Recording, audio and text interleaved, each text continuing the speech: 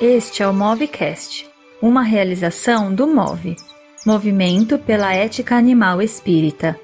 Quer conhecer mais o MOVE? Acesse nosso site. Anota aí, eticaanimalespirita.org. E nos siga também pelas redes sociais, Facebook, Instagram e YouTube.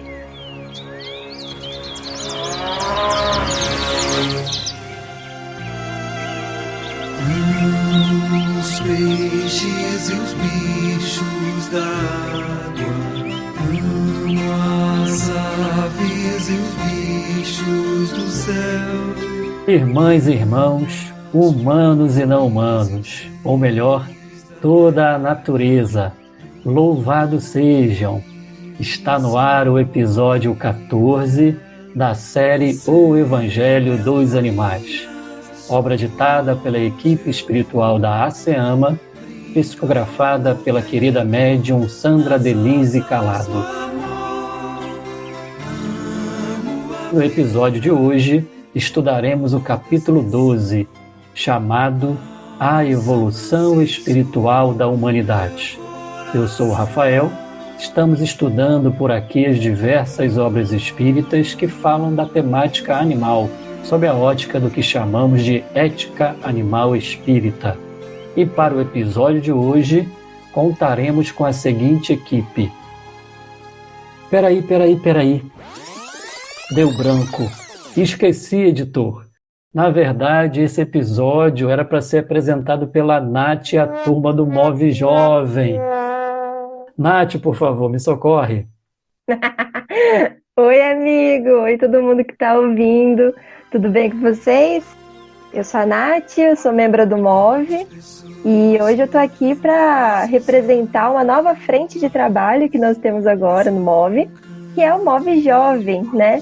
Sentimos a necessidade de chamar essa nova geração para trabalhar conosco e eu fiquei muito feliz de poder chamar amigas que eu já conhecia, que já faziam parte da minha história dentro do Espiritismo e que aceitaram o convite com muito primor. Então temos aqui a Mai, a Maiara, de Curitiba, e a Caroline, lá de Rondônia, em Porto Velho. Bem-vinda, meninas! Oi para todo mundo, eu tô muito feliz de poder participar desse projeto tão lindo e tão enriquecedor do MOVE e falar desse capítulo que, pessoalmente, me abriu a mente para muitas coisas. Oi, gente, eu sou a Carol e eu tô muito feliz de estar fazendo parte do MOVE também, assim como a Maiara, e também de estar trabalhando, estudando, né, esse capítulo aqui que é maravilhoso, enriquecedor para todos nós. E essas são as meninas, então, do MOVE Jovem. Então, e para quem está se perguntando o que é essa nova frente de trabalho, o MOVE Jovem, ele nasceu no comecinho desse ano de 2021, com a necessidade que nós entendemos de falar com essa nova geração e trazer mais esse protagonismo jovem. Então, nós entendemos que essa nova geração veio trazer muito mais luz para esse tema e que precisa um pouco desse amparo, de mostrar que nós estamos juntos, de que nós estamos interligados com a natureza, falar mais dessa temática nos ambientes espíritas, trazer essa novidade também para a mocidade, para as juventudes, enfim, do Brasil. Então, a gente tem um papel aqui mais de tentar trazer, através de podcasts, como agora a gente vai trazer essa frente de trabalho do Movecast pelo MOVE Jovem, mas também a gente pretende escrever artigos, a gente pretende fazer alguns vídeos mais curtos, que nós estamos pensando ainda, e quem sabe para o futuro também criar um grupo de estudos em específico para a juventude, para trazer mais jovens para essa temática e estarmos cada vez mais juntos e nos abraçar,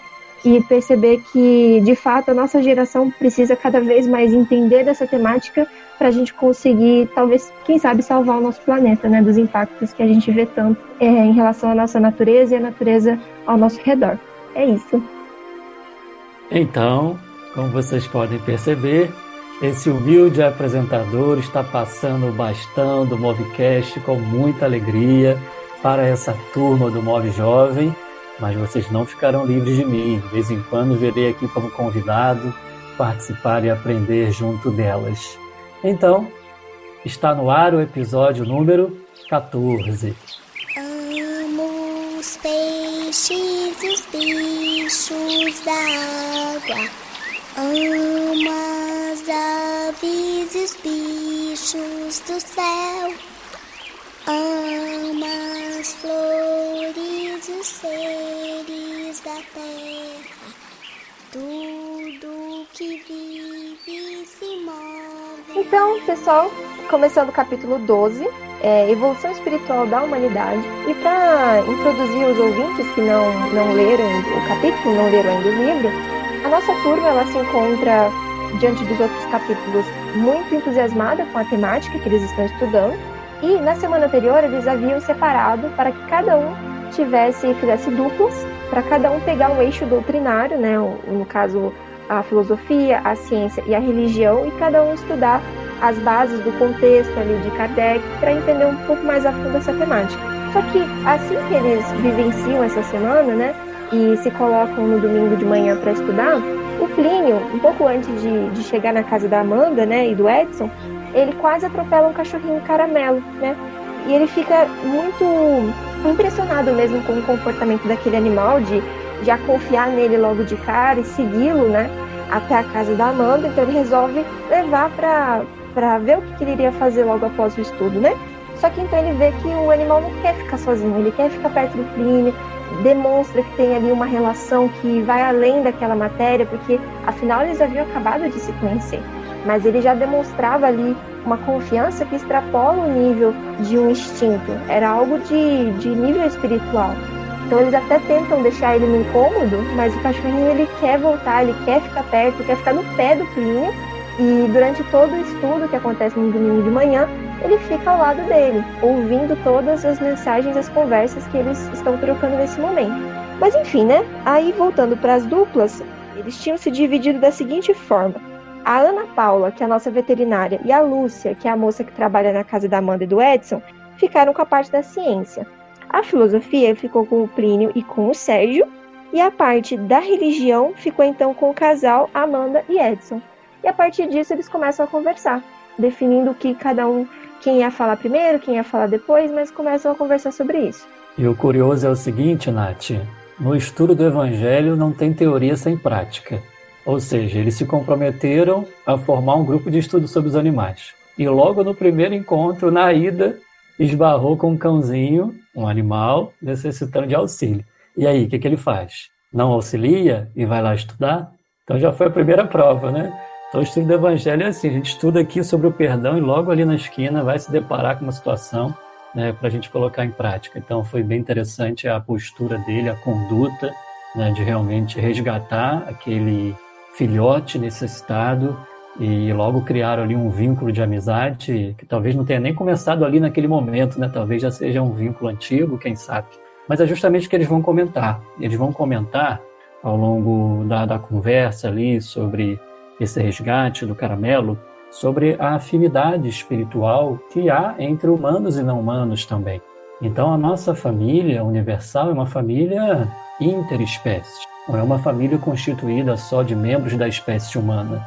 E o próprio Allan Kardec nos ensina isso. Nós temos um card de número 44 lá no site do MOV, onde fazemos alguns comentários às mensagens que estão compostas na codificação e nas obras subsidiárias da doutrina espírita.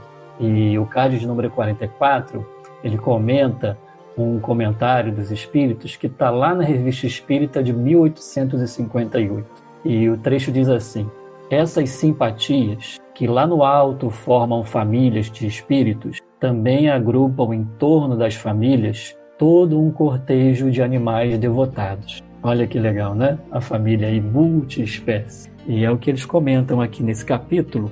E eu queria chamar vocês para conversar comigo sobre essa família espiritual, inclusiva aos animais, que eles conversam aqui, porque isso é uma ampliação do conceito de família.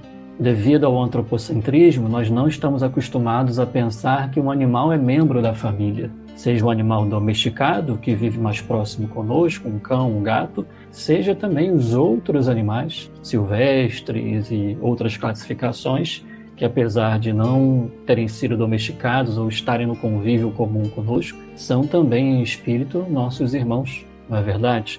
Então é muito bonito quando a gente abre o nosso ser para experimentar novas formas de amar, não restritas à forma humana. E nós temos, né, um oceano de amor, um oceano de seres, né, que estão aí esperando que a gente se abra para incluir nas nossas considerações e ações morais esse amor por todos os seres. Mas então, meninas, Maiara, Nath, Carol, vocês já vivenciaram alguma experiência semelhante a essa do Plínio?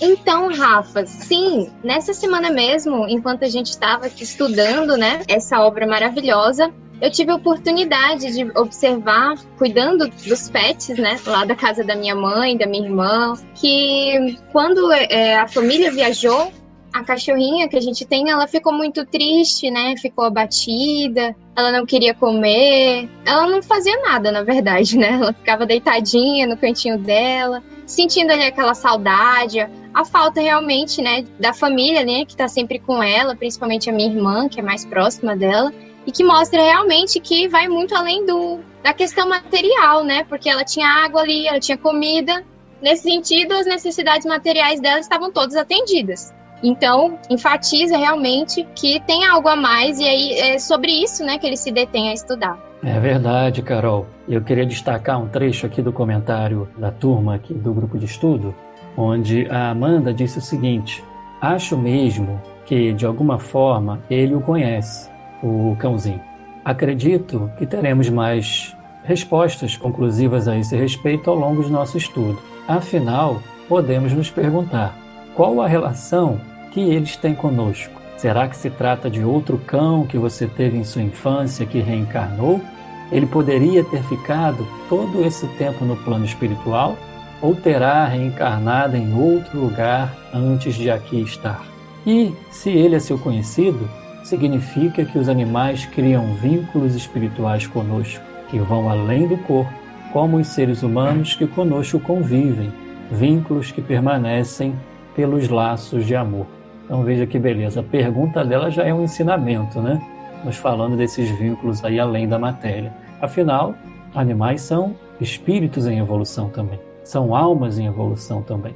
Seres sensíveis, com capacidades, atributos, sensibilidades já desenvolvidas e outras em desenvolvimento. Todavia, ao longo da nossa história, teve um titio chamado René Descartes que complicou um pouco a percepção dessa sensibilidade com os animais, porque através daquela teoria do animal-máquina, ele, enfim, né, ensinou que os animais não sentem, que os animais estão sujeitos à lei da matéria, são seres autômatos, e, portanto, só o ser humano tem uma alma imortal. E os animais não têm essa alma imortal, então, portanto, eles não sentem. Portanto, são coisas, são produtos, são mercadorias. Mas isso já tem muito tempo, né, gente? Descartes é lá de 1500 e pouco, 1600 e pouco. Como é que pode a gente hoje, no século XXI, ainda estar discutindo isso? Ainda ter, né, irmãos e irmãs nossas que ainda pensam assim, ou talvez não pensem assim, mas agem assim com os animais. Porque se o Plínio aqui entendesse que o animal é uma coisa que não tem alma, que não sente, ele não faria o resgate que ele fez. Talvez ele deixaria para lá, estava com pressa de chegar no grupo de estudo. Então olha como que a ética, a moral, ela modifica conforme essas orientações chegam, conforme a gente percebe que há uma família universal linda, né, da qual fazemos parte. Não é isso, Maiara, Nath, o que vocês acham? De experiência eu não tive, porque na verdade eu nunca tive um bichinho de estimação. Muito triste. Então nisso eu não tenho muito o que compartilhar. Mas nessa parte que o Rafa falou sobre muitas pessoas ainda enxergarem os animais como coisas, no livro ele fala lá do materialismo que até a gente pensar que os animais não têm alma e a forma como a gente lida com eles é uma forma de materialismo, né? Esse pensamento, o que está muito ligado ao antropocentrismo, de você achar que o ser humano é o centro de tudo e por isso a gente pode fazer o que quiser com os animais e com a natureza, e até de achar que Deus criou a natureza para nos servir. E é uma visão realmente muito triste e que a gente realmente precisa mudar. Eu acho que até o que acontece hoje em dia com os desastres naturais, ele até aponta isso no livro, não lembro quais dos personagens que falou sobre isso, mas fala que os desastres naturais, eles vêm para abrir os nossos olhos para outros parâmetros, outras formas de enxergar a nossa relação com o planeta. São sinais de alerta, né? Bom, Rafa, eu também tive uma experiência maravilhosa. Eu convivi por 14 anos com uma cachorrinha que ela me ensinou muito, muito. Eu sempre brinquei que ela era uma monja na nossa casa, assim. E ela era como se fosse um móvel. Tinha hora que a gente esquecia que tinha cachorro, porque ela simplesmente não emitia um som, assim, ela era muito calminha. Gigi, o nome dela. Eu ganhei quando eu tinha 5 anos, foi realmente por uma questão de saúde, eu tava com muitas alergias, sabe? Aquelas alergias de criança, e o próprio pediatra pediu que minha mãe tivesse uma cachorrinha pra gente trabalhar isso em mim, né?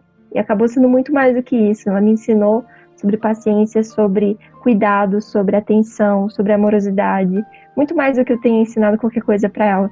E ao final da vida dela foram 2 anos de muito sofrimento, ela teve problemas cardíacos, né? E para mim também foi uma lição lidar com a própria morte, que eu nunca tinha vivenciado antes. E você perder algo que, no caso um ser, né, que para mim era como se fosse uma irmã mais nova, foi muito doloroso, né? Ter juntado também a época de cursinho, ter esse impacto emocional na minha vida e ter que lidar com isso foi muito importante. E 1 ano depois eu acabei tendo o Mike, que é hoje o meu filhotinho, minha criança aqui em casa, muito rebelde, completamente contrário dela.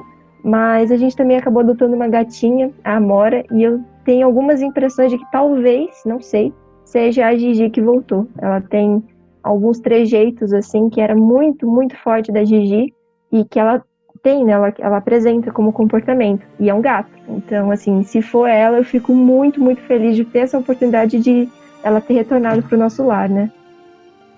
Muito bom, Nath, Maiara, Carol.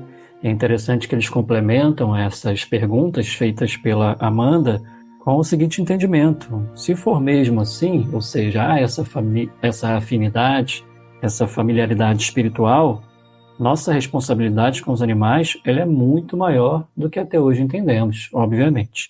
E aí eles dizem mais. E se isso valer para todos os tipos de animais? Quer dizer, e se for além do cão e do gato e se estender para todos os animais do planeta Terra? É uma responsabilidade que aumenta ainda mais. Então, obviamente, que as nossas experiências aqui divididas focaram mais em cão e em gato, né? Mas a gente sabe que não se restringe a eles, né? É realmente uma família que vai para além, né? Para os animais no corpinho físico aqui encarnados, os animais desencarnados também, né? Enfim, né? É todo um universo realmente familiar. Então, isso significaria, encerrando aqui com o comentário da Lúcia, que teríamos de repensar nossas atitudes com os animais e, mais ainda, repensar sobre aquilo que Deus nos confia. Questão de ética, questão realmente de conduta espírita, de conduta de um ser humano, né? Onde precisamos respeitar a todos os seres. Então, Rafa, sobre o que você comentou, né, a respeito da gente ter relações com outros animais, enquanto eu li, eu fiquei muito pensativa, né, com relação aos insetos que adentram na nossa casa. Se de fato a gente teria talvez algum tipo de magnetismo inicial, né, que fizesse com que houvesse uma mínima atração, né, de especificamente alguns indivíduos de insetos para a nossa casa, para a gente ter essa troca, né, de aprendizado também, de poupar a vida deles, não é? Porque às vezes a gente vê um animalzinho, uma própria lagartixa que não faz nada, e muitos de nós acabam por matar, né, por achar que isso pode ameaçar a nossa vida, por desconhecimento, e na verdade são seres que vieram para o nosso lar por algum motivo, né? Então eu não sei se isso é uma coisa que está na doutrina, realmente eu precisaria pesquisar a fundo, mas acredito que tem sim algum tipo de relação, senão nada é por acaso, não é mesmo? E uma outra coisa em relação ao livro que eu achei bem interessante é que eles falam o seguinte, a Ana Paula, né? Ela fala assim: meus amigos, significa que acima de tudo não somos donos dos animais, mas tutores de seus processos de aprendizado. Então essa palavrinha também dentro da veterinária, eu até gostei muito que foi a própria Ana Paula que colocou, por ser a veterinária do grupo, que é um movimento recente, de 10 anos atrás, começou a ter essa mudança, né? De não falar mais o proprietário do animal e sim o tutor.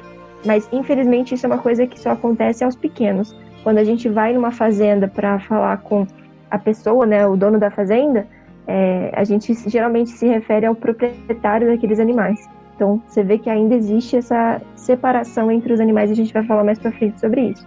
Ô Nath, você falando dos insetos, eu lembrei de um comentário do André Luiz. Está lá no livro Sinal Verde. Temos até um card no nosso site sobre esse comentário.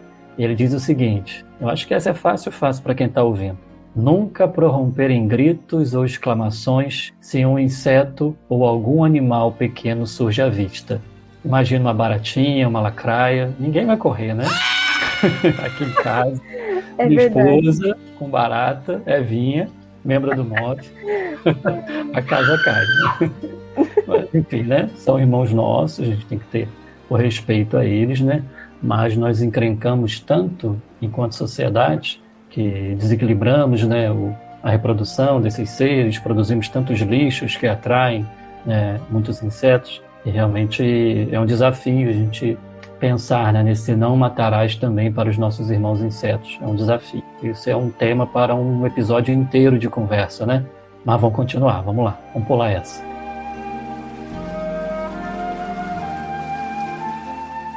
E aí a conversa continua aqui na obra, um capítulo muito gostoso de se ler, de se estudar. E sobre o tema, então, o título do capítulo, que é a evolução espiritual da humanidade, eles vão começar a fazer aqui um inventário dos marcos históricos mais graves e, até certo ponto, importantes, para que tivéssemos algumas viradas evolutivas aqui na Terra.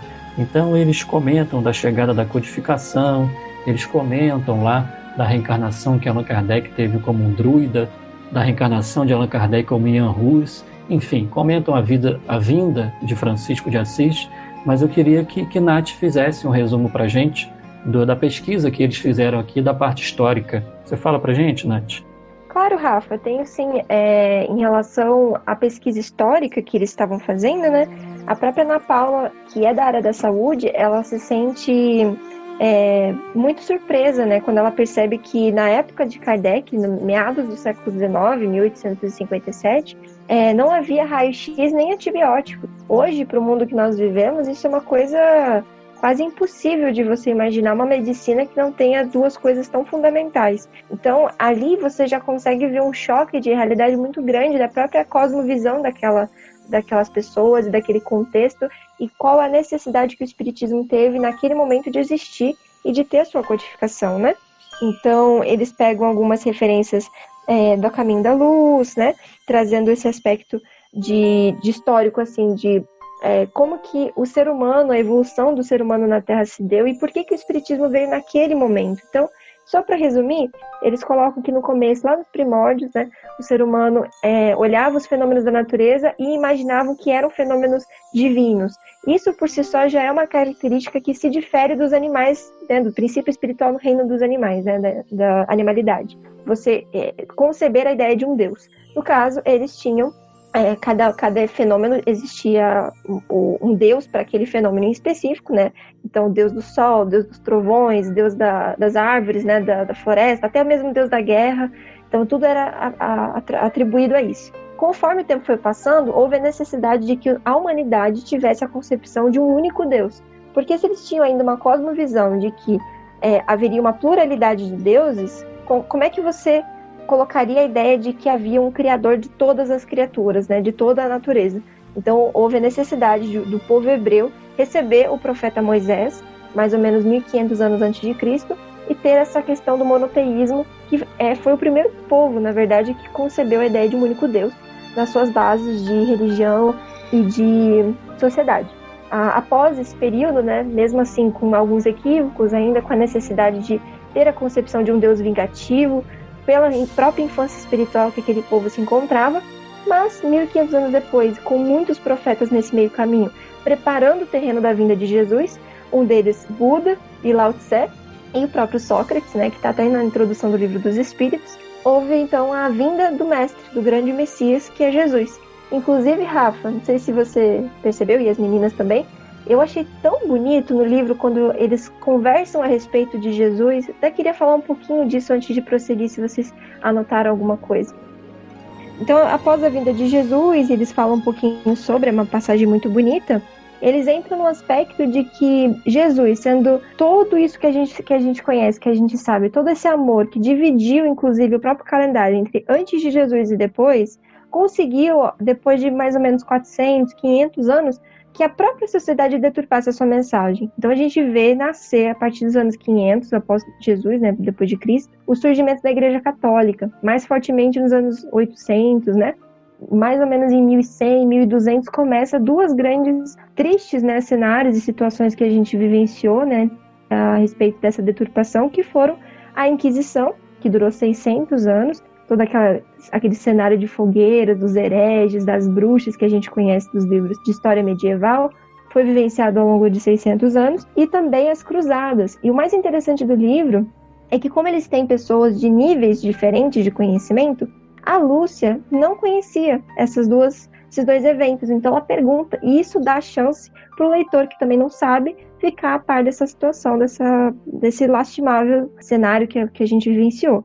Então, só para resumir, as cruzadas foram guerras, entre aspas, santas, né, que a Igreja Católica promoveu contra os muçulmanos na região ali de Jerusalém, onde eles colocavam ali que tanto para a Igreja Católica quanto para o islamismo era uma terra santa, e eles queriam conquistar e usavam esse artifício do Santo Graal, né, para convencer os fiéis de que eles estavam fazendo aquilo por Cristo. Então olha a loucura, né, fazer uma guerra em nome do amor de Jesus, da fé deles. E no caso da Inquisição, como eu falei, foram uma série de julgamentos que foram feitos de pessoas que eram contra o posicionamento da igreja, inclusive é colocado até a vida passada de Allan Kardec, quando ele era Jean Hus, né? Jean Hus, acho que é assim que fala, que pronuncia.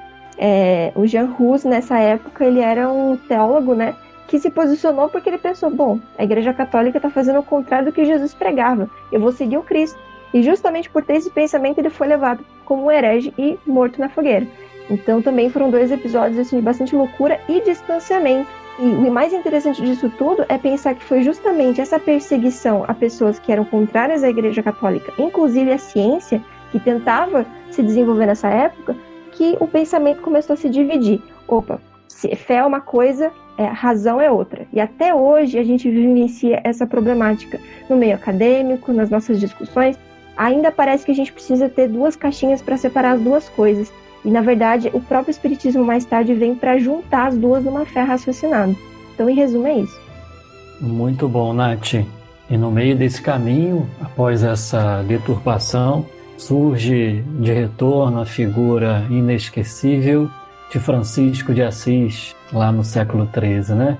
E Francisco, então, desenvolveu toda uma relação de reciprocidade com o mundo natural, com o irmão Sol, com a irmã Lua, com o irmão Peixe, com o irmão Fazão, todo um respeito integral aos seres vivos, não vivos, animados, inanimados, humanos, enfim, uma relação realmente não hierárquica, horizontal, circular, onde todos os seres ali tinham um valor intrínseco diante de Deus. Então foi um momento de resgate dos valores originais do Evangelho e de Deus, e Francisco conseguiu, não tão somente para com os seres humanos, mas também para com os seres não humanos. Então foi uma nova era, um novo divisor de tempo na face da Terra.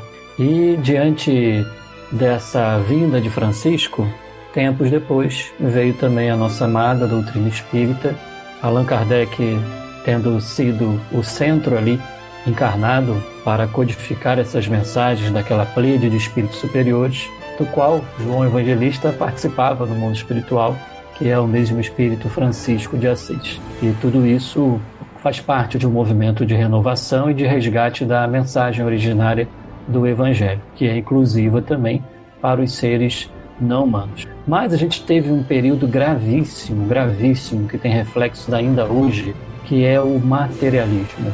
E realmente o materialismo que afetou sobremaneira a nossa relação com os animais e o mundo natural. E aí eu queria que as meninas, Maiara, Carol, comentassem um pouquinho sobre isso. O materialismo, ele marca profundamente essa fase, né? Essa fase ali que o espiritismo surge, inclusive, onde a razão ela se coloca como superior. Todo mundo só queria saber da razão nesse período, né, das questões científicas, das questões relacionadas ao material, justamente por causa desse trauma, né? Eu uso a palavra trauma aqui porque eu sou estudante de psicologia e a gente observa, né, que a igreja e esse discurso hegemônico que ela tinha, né, de dominação, ela traumatizou muito a humanidade, né? E aí disso foi, né, para o extremo oposto, né, para o materialismo, para uma visão antropocêntrica de que o homem se basta, e aí sim tem essa essa recusa de tudo aquilo que é metafísico, de tudo aquilo que vai além, de todas as questões que estão presentes na gente, né? Seja nos nossos aspectos mais íntimos, né? As questões subjetivas, como na questão da alma dos animais, né? Também. E aí a gente observa que o homem, naturalmente, né? A humanidade, ela tem a necessidade de mais, a necessidade de buscar sempre o significado por trás das coisas, né? Quando a gente vê algum fenômeno da natureza, a gente pensa quem é que fez, a gente já tem uma ideia ali inerente de criador, a gente já tem uma ideia ali que já é um pouco mais, que transcende realmente a matéria, né? Ideias metafísicas. A questão é que quando esse materialismo, ele, né, toma voz aí de forma exacerbada, a gente esquece de considerar que isso também atinge os animais, né? Então, assim como o materialismo atinge a nós, humanos, que faz com que a gente seja máquina, que a gente produza o tempo todo, a gente imagina que os animais também sejam assim. Então, se hoje a gente começa a ter um despertar das coisas que são inerentes, das coisas que são importantes, né, e que foram há muito tempo esquecidas ou ignoradas, como, por exemplo, os aspectos subjetivos, a reforma íntima, a necessidade de se conectar com o espiritual, a religião, tudo isso também, né, tem referência aos animais. Então, a alma dos animais, como eles veem a gente, por exemplo, né, que assim como a gente busca um criador, os animais também têm essa visão de que a gente, como irmãos mais velhos que somos, também temos uma representação para eles, e cumprir esse papel, esse compromisso social, ou não social, não sei se é o termo, que a gente tem com os animais, nessa visão assim, biocêntrica, é o ponto, é o foco, né, desse estudo deles. Maravilha, maravilha. E eu destaquei um trecho aqui do Sérgio comentando sobre o materialismo, sobre o antropocentrismo. Ele diz o seguinte: em nossa ilusão, nos vemos existindo na Terra e acreditamos que Deus criou toda a natureza para nos servir. Acreditamos que os animais e tudo que os cerca estão aqui para que possamos existir, para garantir nossa vida. Vemo-nos como o foco central do mundo, o resto é resto. Mayara, eu tenho certeza que você conhece alguma mensagem de Allan Kardec falando sobre essa afirmativa aqui de Sérgio. O que você tem a me dizer? Sei sim, na Gênese, o Kardec ele faz um comentário sobre isso lá no capítulo 7, no item 32, e eu vou ler aqui para vocês.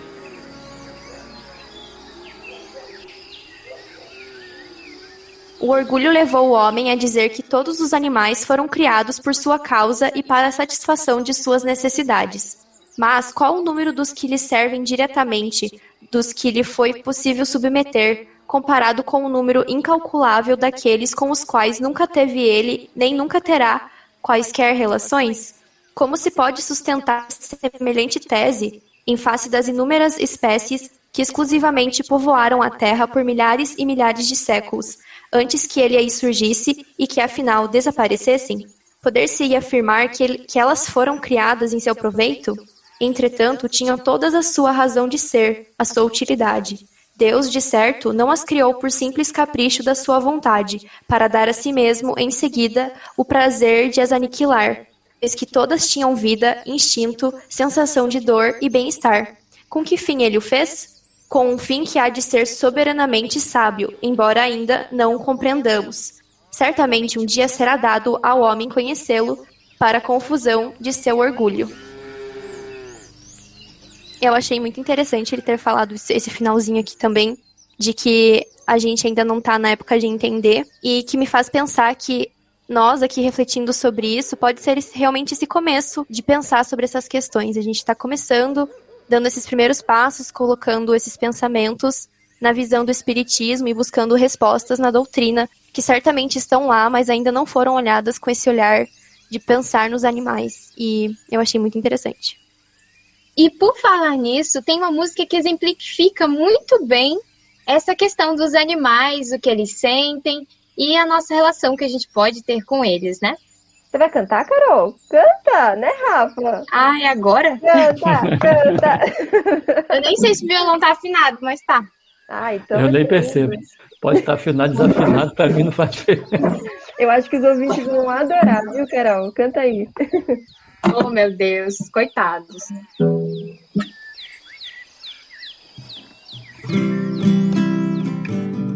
Animal sente tudo igual a gente. O porquinho quer viver, bezerrinho quer viver. Quem sou eu, quem é você? Pra dizer que não, bicho não é pão. Animal sente dor igual a gente. Peixe, frango, pato, gato, eu não quero no meu prato. A porquinha, minha amiga, não vou pôr na minha barriga. Animal sente é ser senciente. Boi, siri querem viver, o franguinho quer viver igual eu, igual você. Tem mãe, tem irmão, leitão não é pão. Nossa, Carol, nunca tinha ouvido você cantar. Olha, Que vergonha. sensacional. Cara, que voz gostosa de ouvir. Parabéns, muito legal. E essa música encaixou perfeito na voz da Carol, né? Nossa, muito Sim, legal. muito bom. Perfeita. Então, gente, essa música maravilhosa que expressa muito bem, né, a questão dos animais e que me tocou muito quando eu conheci, é da Nana e Bruno, compositores dessa música, e espero que a gente possa refletir em cima dela um pouquinho também. Brinquedo não é pra se aprisionar no sol, no circo ou na gaiola. Jaula não é lá, deixe ele voar. Animal sem Legal, Mayara, grato aí pela leitura. É importante que a gente veja Kardec, né, refutando essa lógica do antropocentrismo de maneira tão clara e tão direta. E em seguida, os companheiros aqui do livro, a Lúcia, ela faz um comentário assustada com o antropocentrismo, e logo depois veio a Ana Paula explicando um conceito muito importante e central para a ética animal, que é o especismo. E aí é importante que a gente converse um pouquinho sobre esse conceito. E aí eu vou chamar a Carol para comentar um pouquinho para a gente sobre o especismo. Então, Rafa, como o próprio livro que traz, né, a explicação da Ana Paula, o especismo é uma espécie de racismo. Então, assim como na nossa sociedade a gente observa comportamentos que são discriminatórios, que têm um juízo de valor afetivo, cognitivo, seja por assimilação do que é bonito, o que é feio, assim como a gente faz com os pets, por exemplo, né, o comércio de animais, né, de cachorrinho que tem o pelo de um jeito, de uma marca, né? Eu digo marca por causa desse consumo que é feito, né? Dessa objetificação. A gente tem, então, esse conceito, né? De especismo apresentado aí como se fosse um racismo, né? Só que com os outros seres da criação. E aí isso acontece, assim como na nossa sociedade, quando a gente coloca um em detrimento de outro, né? Então, quando a gente coloca que uma espécie é melhor, que merece proteção. Quando a gente tem leis, por exemplo, de maus tratos aos animais, esses animais não são todos, né? São cachorro, gato e alguns animais silvestres. Isso só para exemplificar como esse conceito é realmente central e presente nos nossos dias. E por ser uma questão de preconceito, é uma questão ética, né? Da nossa vida em comum, porque esse preconceito ele é coletivo, né? Não é individualizado somente. E aí, por isso, a gente precisa dessa posição construtiva de algo que seja mais positivo. Exatamente, Carol. Tem uma filósofa que é a professora Sônia Felipe, ela tem vários livros criticando a moralidade especista, fica aqui a recomendação, e ela faz uma divisão didática do especismo. Ela fala que existe o especismo elitista e o especismo seletivo. Nas suas palavras, Carol, apareceram um pouco dessas duas modalidades. Ela diz que o especismo elitista, ele considera todos os outros animais inferiores.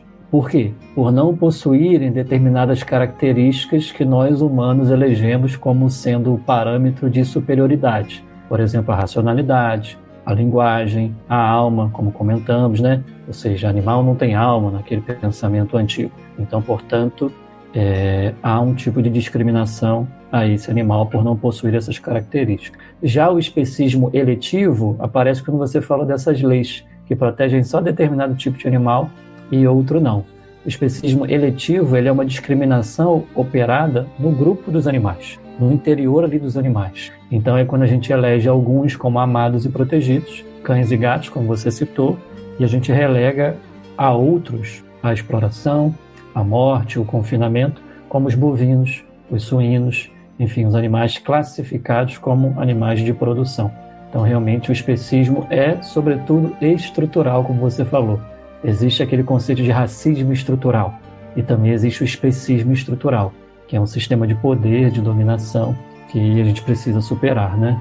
Mas caminhando aqui, então, para as nossas reflexões finais sobre esse capítulo tão especial, os personagens aqui da obra, eles vão começar a comentar como que aquele momento histórico, quando surgiu o Espiritismo lá no século XIX, com a publicação de O Livro dos Espíritos em 1857, depois com a edição final de O Livro dos Espíritos em 1860, eles começaram a refletir sobre como que não cabia naquele momento histórico, naquele tecido social, um aprofundamento sobre a alma dos animais. E aí eles vão trazer alguns trechos da Revista Espírita e outros textos importantes, e aí a Maiara vai conversar um pouquinho conosco sobre isso. Então, o Plínio ele traz alguns trechos aqui da Revista Espírita de 1865, que fala um pouco sobre o nosso entendimento sobre os animais e como a gente ainda não estava preparado na época da revista para falar sobre isso. E eu gostaria de ler uma partezinha que fala assim: numa palavra, precisávamos compreender nossa alma antes de procurar compreender a dos animais. O Espiritismo já nos ensinou bastante sobre a alma e suas faculdades. Diariamente nos ensina mais e projeta luz sobre algum ponto, mas quanto ainda resta a explorar. Então, é muito interessante eu particularmente nunca tinha pensado sobre isso, porque realmente a doutrina espírita é uma doutrina progressista. Então, lendo esse finalzinho que ele fala do quanto ainda nos resta explorar, para mim me deu muita esperança e mostra que realmente depois da publicação dessa revista, quantas obras nos vieram mostrar coisas sobre os animais e sobre muitas outras coisas que não foram tão aprofundadas. Muitas obras como Evolução em Dois Mundos, né, obras do André Luiz, da Joana de Ângeles, que trouxe muitos conhecimentos sobre a psicologia. E quanto a doutrina espírita é progressista, essas obras que vêm depois da codificação têm só a acrescentar e esclarecer de acordo com a época que a gente vive. E além dessas obras espíritas que vieram depois dessa publicação na revista, o quanto também a ciência encaminhou muitos avanços sobre os animais, sobre a ciência, por exemplo, que os animais têm sentimento. Então, além das publicações novas da doutrina, também a ciência tem avançado para esse caminho de pensar mais sobre os animais e sobre os sentimentos deles. Muito bom, Maiara. E isso nos demonstra, né? Como que, vou até relembrar aqui uma fala do Philip Lowe, aquele neurocientista que liderou aquela pesquisa que redundou na declaração lá na Universidade de Cambridge, quando ele disse que não podemos mais dizer que não sabíamos. E ele se tornou até vegano depois disso, né? Então, um abraço aqui para o Philip Lowe. Vibrações positivas para ele. Claro, ele está ouvindo com certeza em português no podcast de espiritismo. Com certeza. A energia chega, amiga, isso que importa. Isso aí, valeu. Mandando boas vibrações. E assim, com esse comentário da Maiara, a gente conseguiu passear pelos aspectos principais desse capítulo. E a conclusão aqui da Ana Paula, ela é interessante. É o último parágrafo. Ela diz que quanto temos a aprender e muitos preconceitos a vencer. E ela inclui nesse preconceito, obviamente, o especismo, para que a gente possa viver em plenitude o Evangelho de Jesus. Considerações finais, então, começando pela Nath. E aí, Nath? Ai, Rafa, só queria dizer assim que foi um prazer trabalhar com você nessa frente de trabalho, que agora você vai descansar, vai se aposentar, não é mesmo? Porque você é jovem há mais tempo, né? Tô me sentindo um vovô aqui, não tem problema não. Tadinho. Aí a gente se zoa, tá, gente? Se preocupa não. Mas eu queria dizer então, pessoal, que a partir do mês que vem, isso aqui vai virar uma invasão jovem, uma invasão do bem. Talvez haja algumas mudanças, um jeito assim de conduzir com mais, talvez, telefonemas com pessoas especiais. Quem sabe a gente traz André Trigueiro para conversar um pouquinho com a gente, dar uma contribuição. A gente está com algumas ideias aqui martelando na nossa cabeça. Quem sabe a gente vai conseguir colocar em prática. E agora, a partir de então, o Movecast vai fazer parte da linha da frente de trabalho do Move Jovem, com muito orgulho. E que a gente, assim, agradece demais a condução do Rafa até então, agora falando sério. E ficamos muito felizes de abraçar essa oportunidade de trabalho para o Cristo. E esperamos que a gente possa fazer um trabalho, assim, tão bom quanto você desempenhou até agora. Viu como você é fofa? Eu que agradeço, meu amigo. Eu estou super feliz com essa transição, né? Eu vou estar ali como ouvinte assíduo, né? Feliz aí pela bagunça que vocês vão fazer, né? Eu adoro bagunça também, né? Mas, Maiara, considerações finais, depois a Carol, para a gente concluir esse episódio e eu me despedirei. Então, só queria realmente agradecer pela oportunidade pra Nath que chamou eu e a Carol para esse projeto. E é realmente a primeira vez que eu faço alguma coisa assim, então eu ainda fico um pouco nervosa para falar, as ideias às vezes se embaralham um pouco. Mas eu sei que eu tenho muito a acrescentar realmente também. Esse projeto com certeza vai me fazer crescer muito em vários aspectos, porque o estudo desse livro realmente está transformando muitas ideias que eu tinha e só acrescentando coisas muito boas. Então é isso. Pegando o gancho aqui do que a Maiara falou sobre essa questão de mudar, né, de como a gente aprende com essas obras e da gratidão que a gente sente por estar nesse movimento, aprendendo cada vez mais. E aí eu queria pegar esse último trechinho da fala do livro ainda, né, da Ana Paula, quando ela fala que nós temos muitos preconceitos a vencer. E com certeza esses preconceitos, eles são por causa do medo, né? O medo que a gente tem de mudar, o medo que a gente tem do novo, o medo de se conhecer, de perceber que a gente não é coerente, a sensação de pertencimento que a gente tem, o valor afetivo que a gente dá para algumas coisas que a gente chama de comida e algumas outras posturas que a gente tem, portanto, diante dos animais. Isso gera muito medo e eu me encontrei nesse processo, né? Eu acho que todos nós que estamos aqui hoje tivemos medo, a gente teve medo de mudar, mas hoje a gente vê quanto isso pode nos libertar, né? E isso só vem a acrescentar para a nossa evolução, para a gente expandir realmente o nosso conceito de amor ao próximo, né? Esse próximo sendo toda a criação.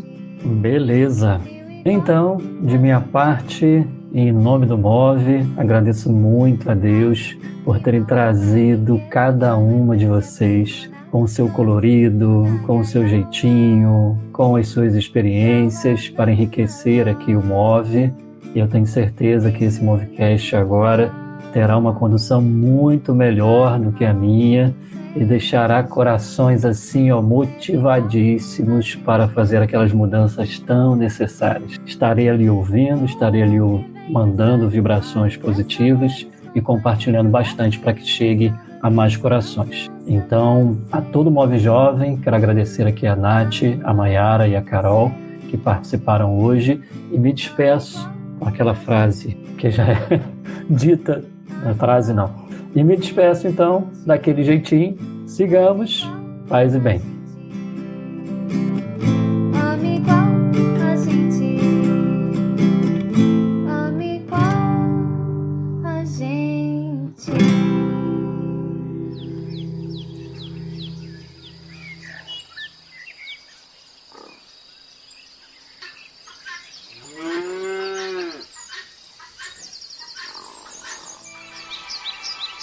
Você ouviu o Movecast, uma produção do MOVE, Movimento pela Ética Animal Espírita. Quer conhecer mais o MOVE? Acesse nosso site. Anota aí, eticaanimalespírita.org. E nos siga também pelas redes sociais, Facebook, Instagram e YouTube. E venha se mover conosco, pelos animais, pelas pessoas e por toda a natureza.